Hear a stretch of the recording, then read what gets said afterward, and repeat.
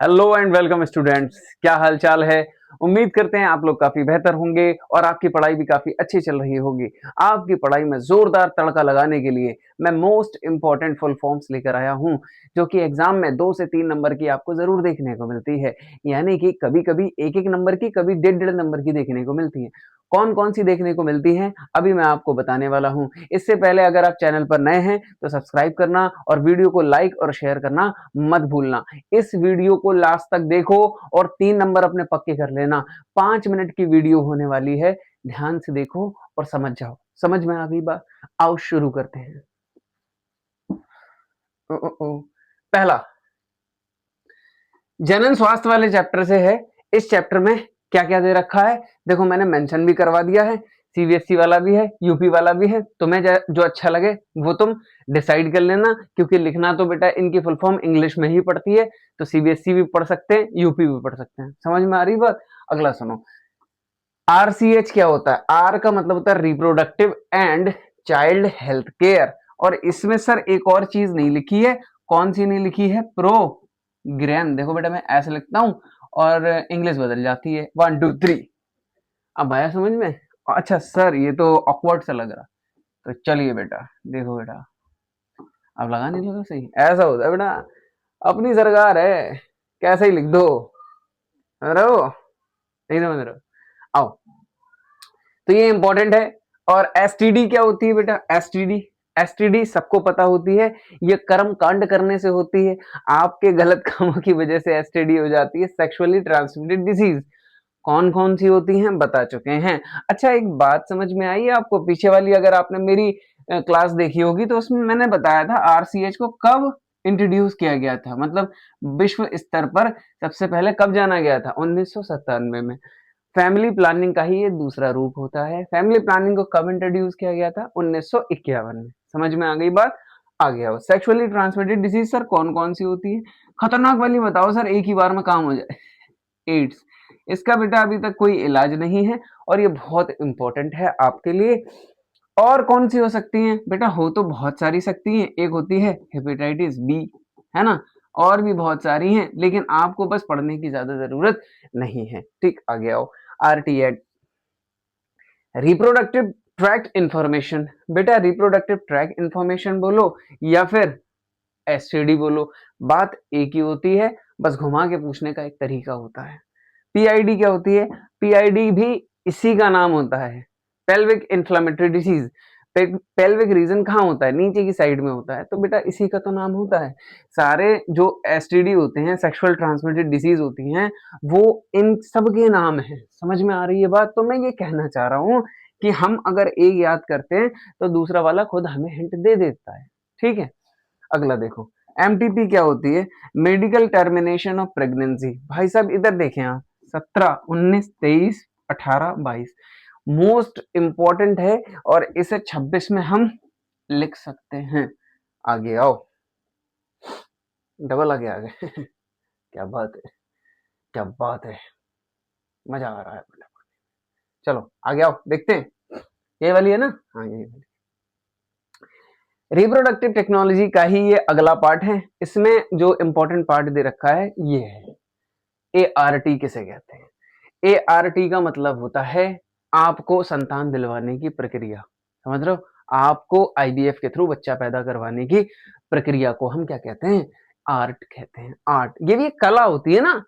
याद है? हाँ कला होती है। तो ये कला है असिस्टेड रिप्रोडक्टिव टेक्नोलॉजी। समझ में आ गई बात? दूसरा देखो, आईवीएफ इन विट्रो फर्टिलाइजेशन। इधर देखें आप, फेवरेट क्वेश्चन। ऐसा नहीं है एक का है बेटा, एक की तो बात ही नहीं है यहाँ पर, ये दोनों का फेवरेट क्वेश्चन है, सीबीएसई का भी और यूपी का भी। एक्सपेक्टेड है ये 26 में, सोच लो। अच्छा इसे हिंदी में सर क्या कहते हैं बता दो? लो बेटा, पात्रे निषेचन। और आई जरूर, ये नहीं तो कोई और सही। ये आई थी पिछली बार 25 में। Gift, gift, zygote intra fallopian transfer. मतलब जाइगोट को, युग्मनज को कहा कहा फेलोपियन ट्यूब में स्थानांतरित करने की प्रक्रिया को जिफ्ट कहते हैं।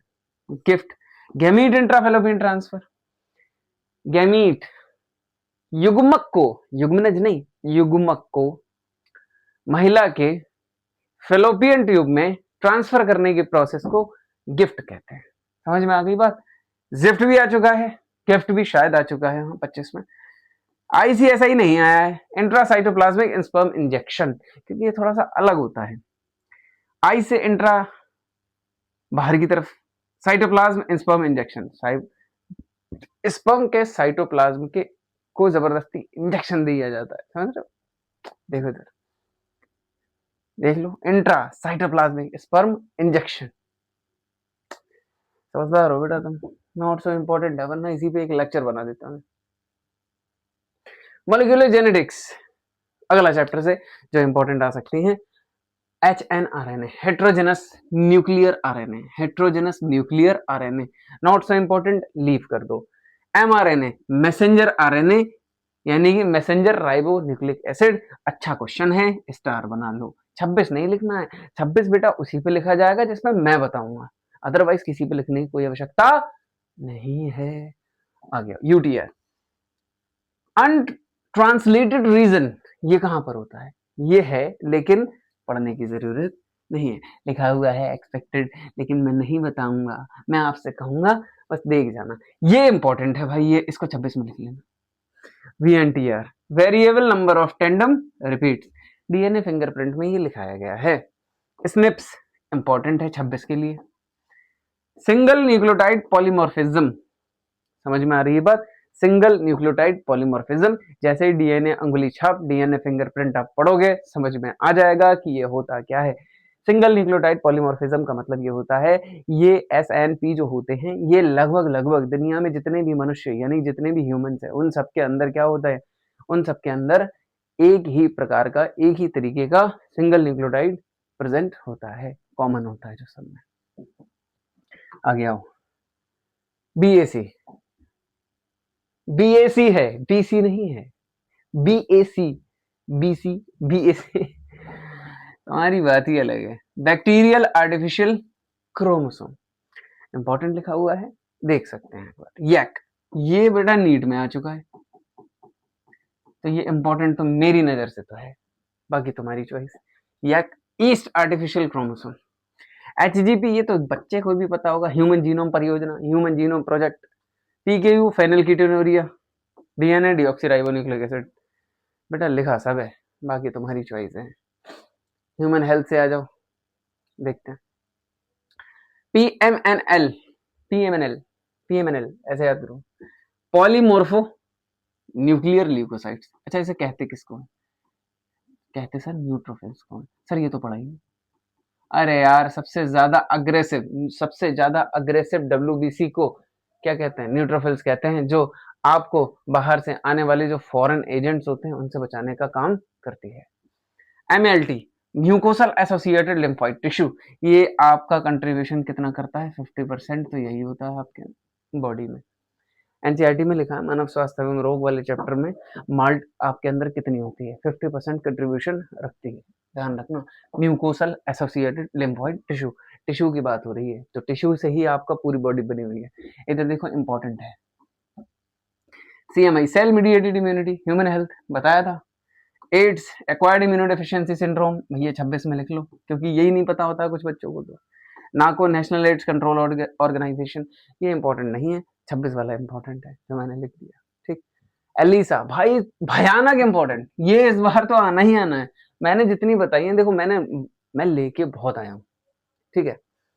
अब मैंने उसमें केवल और केवल जरूरत वाली बताई है, ऐसा नहीं है कि सब बता दी है ना। तो पढ़नी है, लेकिन भैया स्मार्ट वर्क करो, हार्ड वर्क करने से क्या मिलेगा तुमको?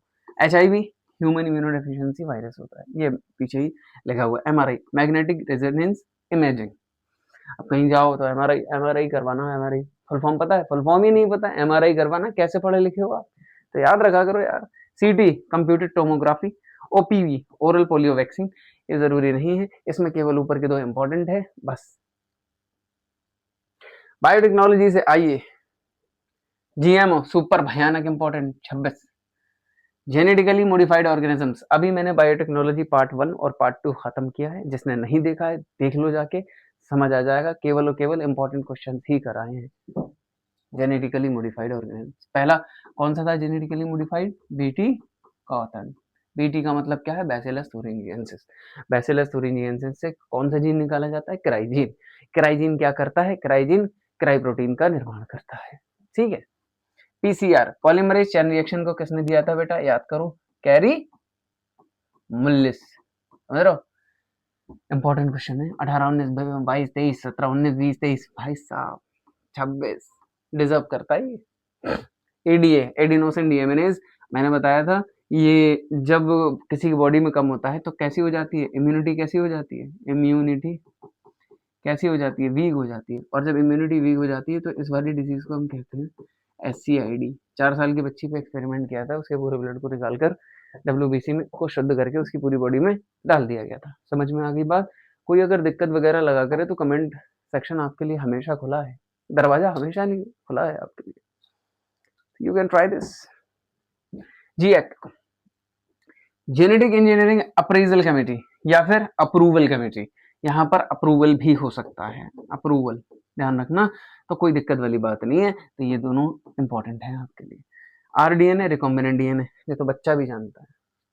BOD बायोकेमिकल ऑक्सीजन डिमांड, बहुत भयानक इंपॉर्टेंट है भैया। BOD होती क्या है? अच्छा, BOD होती है इनवर्सली प्रोपोर्शनल टू ऑक्सीजन, वो भी किसमें? डिजोल्व ऑक्सीजन, यानी कि DO।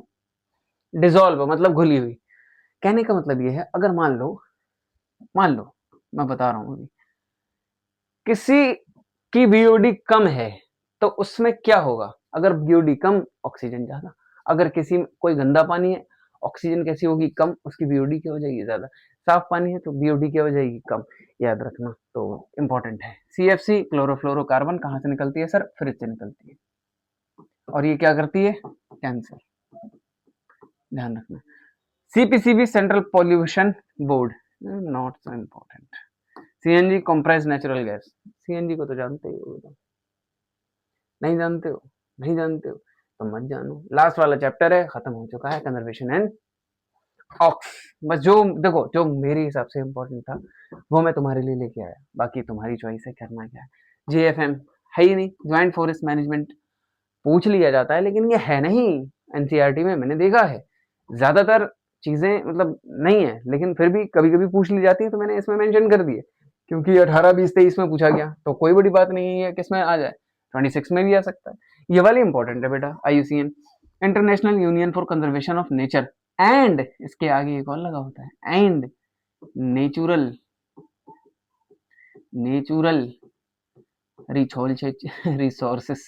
समझ रहे हो? तुम ही लोग हो यार, तुम ही लोगों से सीखते हैं। IUCN, अच्छा इनने करा क्या था? इसने रेड डाटा बुक का फॉर्मेशन किया था। रेड डाटा बुक का फॉर्मेशन किया था। अच्छा, रेड डाटा बुक का काम क्या होता है? जितनी भी एक्सटिंक्ट होने वाली या एक्सटिंक्शन की कगार, यानी कि विलुप्त होने वाली या विलुप्त होने की कगार पर हैं स्पीशीज, उनको इसमें लेखा जोखा रखना। समझ में आ रही बात? इसका लेखा जोखा इनके पास रहना चाहिए इस बुक में, ठीक, जिससे कि ये उनको बचा सके। IPCC ये लास्ट में लिखा हुआ, inter governmental panel on climate change, ठीक।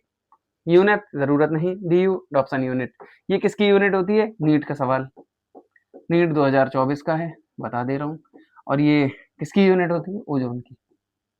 ध्यान रखना, ओजोन लेयर को किसमें नापा जाता है? Dobson unit. समझ रहा हूँ? चलें, बहुत बहुत धन्यवाद आपका। बस इतनी सारी कर जाना। देखो, मुझे तुमसे ज्यादा की उम्मीद नहीं है, लेकिन तुम इतना तो कर ही सकते हो, और तुम्हारे लिए बहुत बहुत धन्यवाद और वेलकम। पहले नहीं कर पाया था तो मैंने वेलकम भी कर दिया, और एक साथ मैं क्या कर देता हूँ, थैंक यू, है ना, क्योंकि जल्दी जल्दी में टाइम नहीं मिला, तो इसलिए